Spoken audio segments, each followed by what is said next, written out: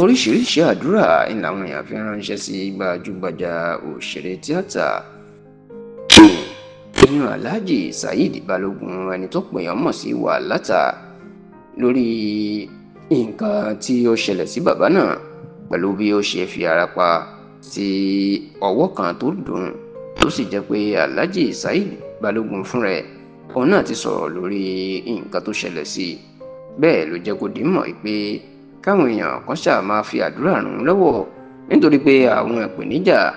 tóun kojú lásìkò yìí kì í ṣe nǹkan kékeré, kì í sì ṣe nǹkan díẹ̀ rárá àti rárá. Ní inú ọ̀sẹ̀ tá a wà yìí ni Saheed Balogun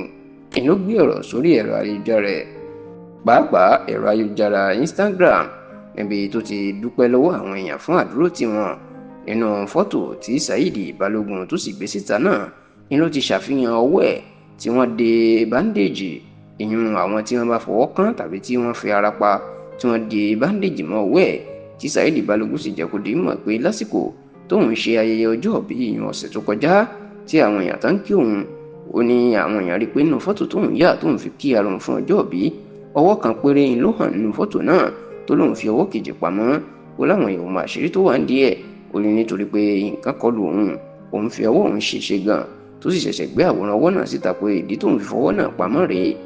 Saheed Balogun wá jẹ́ kó di mọ̀ pé àwọn ìpèníjà tóun kojú lásìkò yìí kì í ṣe nǹkan tó rọrùn. Ó lóun rántí náà ìpè lásìkò tí ayẹyẹ ọjọ́ ìbí òun tó ń bọ̀ lóṣù kejì ọdún tó kọjá,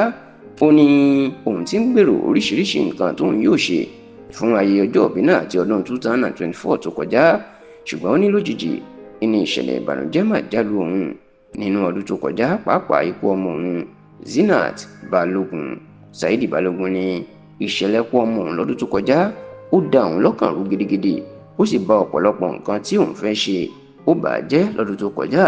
ṣùgbọ́n ó máa lóun dúpẹ́ lọ́wọ́ àwọn èèyàn, àwọn ẹni bí ẹni, èèyàn bí èèyàn tí wọ́n dúró ti òun, tí wọn kò jẹ́ kí ìjà ayé kó gbóhùn lọ, tí wọn kò sì jẹ́ kí òun mọ rírì ikú ọmọ òun Zinat Balogun tóun pàdánù jù. Saheed Balogun tó wá jẹ́ kó di mọ̀ pé ní tọdún yìí, ìyẹn ayẹyẹ ọjọ́ ìbí ọdún yìí, tóun ti ń gbìyànjú láti gbọ́nra nù kóun tó ṣayẹyẹ ọjọ́ ìbí, ó ní nǹkan míì má tún ṣẹlẹ̀ sóhun, èyí tó jẹ́ kí òun fi ara pa ní ọwọ́ òun, tó sì ní kí ìdí rèé tóun fi gbé ọwọ́ náà pamọ́ lásìkò tóun fi fọ́tò ayẹyẹ ọjọ́ ìbí òun hàn síta, nítorí pé ìlàkọjá òun tóun là kọjá lásìkò yìí ó lágbára kì í sì ṣe nǹkan kékeré.